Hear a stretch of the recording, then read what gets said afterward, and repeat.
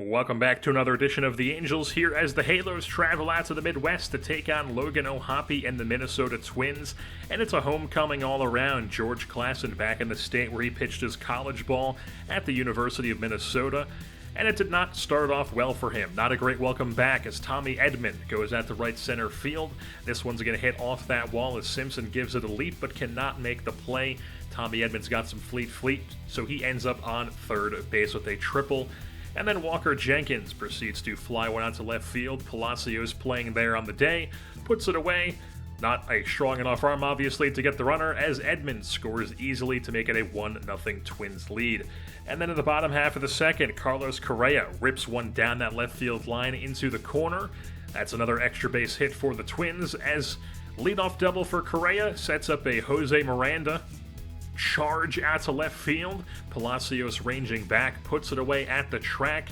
Correa does tag up to third, so he is 90 feet away from scoring for Matt Wallner, who digs in the batter's box and rips one out to left center field. That's a slow roller up to the wall, as it's now a 2-0 lead here for Minnesota. And Zebby Matthews was the one toe in the slab there for the Twins, making his 8th start of the season. We'll start things off with him, top fourth, where Contreras goes down swinging, as that's 4 innings of no-hit ball for Zebby Matthews. And then at the top of the 5th with 2 outs, Trout grounds one, cannot be fielded cleanly by Edman, as then it's just going to be an infield single. But then Trout goes and tries to swipe second base and gets thrown out by his former teammate Logan O'Hoppe, walking off as he finishes the inning. Move things on bottom 5, where Tommy Edman does this. Look at this. 110 off the bat. Wait for it. Wait for it. You're seeing that correctly, folks. 480 feet. Tommy Edman. That is absurd. Truly no other words for it. Makes it a 3-0 game, as then Cole Sands enters the game for the Twins in the 9th inning as we move things along. Still 3-0. Zach Neto punches one up the middle for a base knock with 1 out, gets a runner on base. Then Edouard Julien spits on ball 4, and suddenly the tying run is at the dish here for the Halos with 1 out. It's Nolan Schoenewell, who cannot connect on that cutter, goes down on 3 pitches swinging. So then 2 down brings up William Contreras, as he would just pop it up into the infield. That'll be caught by Edman, I believe that is playing second base, as he puts it away. And the Twins win this one as they shut out the Angels 3-0 here at home at Target Field. Just a horrible offensive performance by the Angels on the day. Zebby Matthews and company just completely shut them down. He gets your player of the game honors with 6 innings strong, 1 hit, 6 Ks, no walks, and no earned runs. And then the highlight of the day, obviously, besides that, was the Tommy Edman 480-foot home run. Alrighty, folks, as you can see, the Los Angeles Angels are sitting at 28-28 on the season so far. We are 6 games out of first place. Us and the Mariners, both 6 games out, both 500 on the season exactly, as the the West Sacramento A's are 33-21, 9-1 in their last 10. They have been running away with this division so far this season, and the Angels have been battling back this season. It's been a bit of an up and down. Obviously, we got off at a horrible start at the very start of the season. But month of May, been a little bit better as of late. We've been playing a lot better ball. We're currently on a W5. You can see we swept the series at Detroit, and now we have a sweep setup here in at home against Boston, as we took the first game, Andres Rivera 7-2, and then Shane McClanahan gets the dub over Boston in game 2, 5-4, and now it's going to be Caden Dana and Brian Bayo. One thing that we need to mention is that Brandon Lau is currently on the IL with a ACL sprain. He has 1 to 2 weeks left on that. We recently had Reggie Coffey, who had a minor injury for a couple weeks as well. He is back now in the lineup for us, but now since Brandon Lau is hurt, we have called up Brewer Hicklin to take his place on the roster, and we are now playing Edouard Julien at second base here, while Lau is out. Brewer Hicklin is going to be playing some first base for us. He was tearing things up down in AAA, absolutely tearing the cover off the ball against both sides of the plate. So I figured, why not give the guy a chance here at the big league level? He's going to be playing first base for us, and hopefully our bats can continue to be swinging it. As far as how the team has been doing, we are once again finding ourselves in a position where it's basically Shawnuel and like 2 other guys at all times, and nobody else is doing anything well. Shawnuel here, he has been phenomenal this season. 13 home runs, 13 doubles, a high 900. It's been in the triple digit, or in the 4 digits at some point this season. But right now, walking, wavily striking out, I mean, he's incredible. Chandler Swaimson is hot at the moment, but aside from that, like, Neto's been, like, okay-ish. Julian has been pretty solid. Contreras has kind of been slumping as of lately. His OPS is down into the high 700s. Brooks Lee hasn't gotten going for us. Mike Trout has continued to be very good. Lau was not really hitting that well before he went on the IL. Reggie Coffey is back to struggling. Perez and Palacios have been absolutely dreadful as bench players. McCann barely plays, and he's been decent. Same with Meade and his platoon. And then Brewer Hicklin's only been up for 3 ABs, but so far has already hit well in that 1 game he's played. While on the pitching side of things, you can see lots of fire symbols here. Shane McClanahan has continued to be pitching very well. A low 3 ERA with a 3.7 FIP. That's been solid. Andres Rivera has continued to pitch well. 3.4 ERA with a 3.1 FIP. Dana hasn't been the greatest this season, but he has been pitching very well as of recently. Klassen doing his thing where he has like a 4 ERA and a 4 FIP. Detmers has been pitching much better as of recently as well. This was in the 5s at one point with his ERA. And then our pitching continues to really not be the problem. It is the bats, as our bullpen has been quite good as well. Ryan Johnson with a great ERA and FIP. Griffin Jacks has been solid. Jose Quijada has a much better FIP than ERA. Ben Joyce has been shut down in his 24 2/3 innings. Matt Strahm has honestly been terrible, but this has actually been improving. His ERA was in the 9s at one point, as of recently, like a couple weeks ago. So he's been pitching a little bit better as of recently. Hopefully he can continue to improve, but if not, we will have to DFA him and get a different lefty in there in the bullpen. Nick Mears has been good. Hans Kraus has honestly struggled quite a bit, so we might look to send him down at some point. And then Sam Bachman as well. He also might be a guy to be sent down because he has struggled in his role as well. We are actually going to make 2 call-ups for Bachman and Kraus at the moment, as Alex Jacob has been pitching very well in AAA this season, or Alec Jacob rather. 35 2/3 innings with a sub-2 ERA and a sub-2 FIP. He's got some decent ratings. We're going to call him up. We picked him up from San Diego, I believe at the deadline one of these seasons. I forget exactly when we picked him up, but we got him at some point. It might have been an off-season trade. And then we're also going to call up Calvin Caceres, who also has a sub-2 ERA and a 2.73 FIP down in AAA in 18 2/3 innings. Both of these guys are on the 40-man rosters, so both of them are going to get called up here to the big leagues. The Halos rocking a W5 at the moment as they are here in Anaheim playing host to the Boston Red Sox. And Caden Dana, making his 12th start of the season, was the man chucking the pill for the Angels on the day. We'll start things off top 1 where it did not go well for Dana. Luis Robert Jr., first batter of the ball game, 4-pitch walk. How about the 5th pitch of the game? Well, it's going to plunk Mason Wynn on the 5. So back-to-back base runners here for the Red Sox. Brings up Rafi Devers. You guessed it, spits on ball 4 as Dana walks. The bases loaded in the first inning. Then Jarren Duran comes up and chops one up the middle. It's going to be fielded by Lau, goes to second with it. Runner is safe at first. Run comes in to score. It's a 1-0 Sox lead. Runners on the corners here as then Dana walks Casas as it's now bases juiced once again. And then Roman Anthony comes up. Fly ball to left field. That'll be caught by Coffey, but a run does come in to tag and score to make it 2-0. So the Sox have scored 2 runs with 0 hits in the first inning, as then Adley Rutschman would pop up into foul territory, and the inning would finally end for the Sox bats. So move things on top 3 here, and the Sox do end up doing some hitting as Rafael Devers powers one out to left center field, opposite field, home run into the bullpens, makes it a 3-0 Red Sox lead.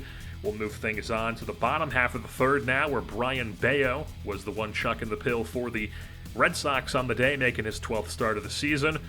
As with 1 out, Zach Neto punches one out into, or I guess bloops one into right field. reaches on a single, then Edouard Julien chops one up the middle. First and second here for the Halos with one out would then bring up Nolan Shawnwell. 2-2 count to him as he grounds one past the diving glove of Devers at third base. Neto scores from second base as the Angels are now on the board. But then trying to do some more damage, Contreras watches strike 3 for out number 2. And then the next batter up would be Mike Trout. 1-0 count to him, chops it over to third base. Devers chucks it across the infield. Nothing else going for the Angels. So still 3-1 as in the top of the fifth, Matt Strahm came on for the Angels, and for whatever reason, they left him in for a second inning of work in the sixth, and Adley Rutschman said that was a dumb decision and rips one into the left field seats. From the right-handed batter's box, another solo shot for the Red Sox makes it a 4-1 game. Ryan Johnson entered here for the Angels in the seventh inning for the 22nd time this season. And leading off the inning was Luis Robert Jr., who hits the Red Sox third solo home run of the day. All three of them into the bullpen in left field as Robert makes it a 5-1 game. 1-2 day, Mason Wynn. 1-2 count. Mason Wynn grounds one up the middle for a single, as then Jarren Duran grounds one to the left side for a base knock. So it's first and second suddenly, then it's Tristan Casas, spits on ball 4, and the Red Sox have bases juiced again, and they leave Ryan Johnson in to face Roman Anthony, who proceeds to hit a deep fly ball to right field. It will die out at the track as Simpson puts it away for out number 2, but the runners do tag to make it a 6-1 game, and then Johnson would finally have his day come to an end as Nick Mears enters out of the bullpen. And the first pitch he throws would be to Adley Rutschman, who rips one into right field. That's going to score another one, make it a 7-1 ball game. And that's where I was like, all right, I've had enough. We're just simming the rest of this. So the final in this one is 8-3 as the Boston Red Sox absolutely throttle the Los Angeles Angels here at home.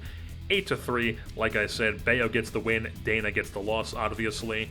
But the Angels do get the series win 2-1 over the Red Sox. Even with a very disappointing performance, offensively, pitching-wise, just all around not great. Rutschman gets your player of the game honors. He was 2 for 4 on the day with a home run and 2 ribbies, while Brian Bayo goes 7 innings, 6 hits, 4 Ks, no walks, and only 2 earned runs given up. We now head out to Miami as it's the JerseyBorn Bowl. The Teal Marlins taking on the Naked Gun era Angels unis. McClanahan versus Yuri Perez. We'll start things off with McClanahan here, bottom 1, as Otto Lopez rung up on the changeup for out number 1. Then it brings up Ryan Mountcastle, 2-2 count to him, whips through the down and away changeup.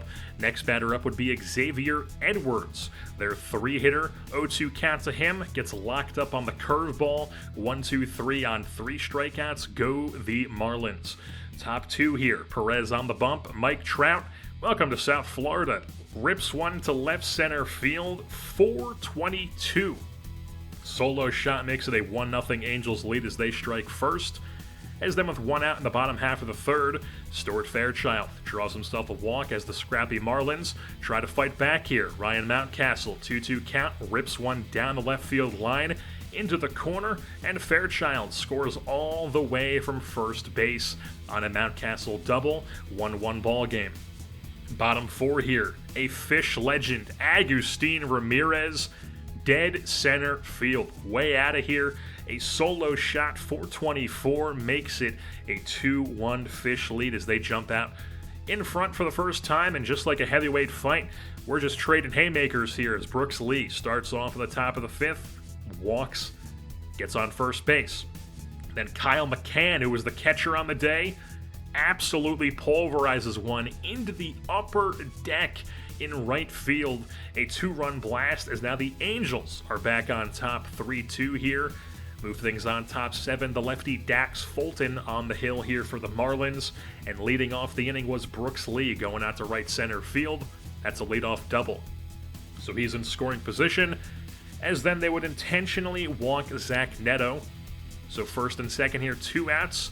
Brings up Edouard Julien, but they pinch hit Curtis Mead, who, facing a lefty, comes on and immediately rips one down the left field line into the corner. That's going to score 1 run guaranteed. The second runner is going to be close. The throw to the plate is not in time. Just barely slides around the tag, does Neto. So it's a 5-2 lead. And Jose Quijada, with a 3-run lead, comes on in the 7th and has some trouble finding the zone. Connor Norby spits on ball 4. Then it brings up Jesus Sanchez. Same fate, spits on ball 4. So back-to-back bases on balls for the Fish. As then Ryan Johnson, after Quijada records an out, comes on with 1 out in the inning and 2 on. Facing Jake Myers, pitched it in the dirt, gets a little bit away from McCann, allows the runners to move up to second and third. And then it's a 3-2 as Myers spits on ball 4. Third walk of the inning here for the Angels makes it a bases juice situation now with 2 outs for Otto Lopez, the 2-2 count. Borderline. Ryan Johnson doesn't love it as it's called a ball, and surely nothing bad will happen the next pitch, right? Well, Otto Lopez tattoos one. Left center field over the bullpens, or that's not even the bullpen, that's like some eating area. Otto Lopez, grand slam, and the Fish with 1 swing of the bat are back on top 6-5. We move things on to the 9th, where the lefty Andrew Nardi comes on looking for the save, and Brooks Lee flies one out to left field for 1 down. Next batter up would be William Contreras coming on to pinch hit for Kyle McCann to face the lefty Nardi, and he goes down swinging. So back-to-back outs. As then Nardi, for the 3rd out, would be facing Chandler Simpson, and he locks him up on the slider as he could not pull the trigger. So 1-2-3 go the Angels as the Fish win this one with a all-time comeback grand slam from Otto Lopez. 6-5 is your final. Absolutely heartbreaking loss for the Halos, obviously. The scenario is you go into the bottom of the 7th with a 3-run lead. After the previous top of the 7th, you just had a pinch hit double. Clutch pinch hit double to take a 3-run lead. 2-run double makes it 5-3, or 5-2 rather. And then going into the bottom of the 7th, you end up using 3 different pitchers in the inning. You give up a grand slam, and you're down 6-5. And then from that point out, the air is just sucked out of the Angels. The Fish win this one. They take the JerseyBorn Bowl 6-5. Otto Lopez, of course, was your player of the game. McClanahan did pitch well. It was not his fault that we lost. 6 innings, 2 hits, 2 walks, 11 Ks, and only 2 earned runs given up. McCann had the 2-run home run. Ramirez had a home run for the Fish. And then Mike Trout also had a solo shot for us. But 6-5 was your final, obviously, as that'll wrap things up here for this edition of The Angels here on MLB The Show 25. I've been your host, JerseyBorn, and I'm saying I can't stop watching old episodes of Law & Order SVU.